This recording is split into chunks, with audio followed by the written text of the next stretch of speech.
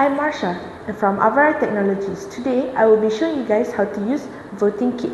So as you can see, you just need to click this more button and find the app called VoteKit. You just need to click it, and as you can see, you can write your voting subjects, which I will write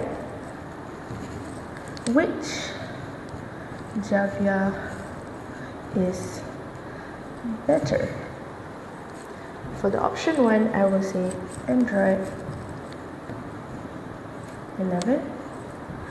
Option 2, Android 13. If you want to add another option, you could just click at this plus button. If you want to delete it, just press this minus button. Now you have your voting subject.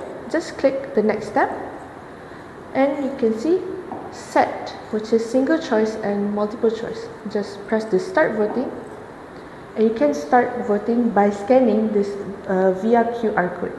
As you can see, there is one person already voted, so just press end voting, and you can see the percentage.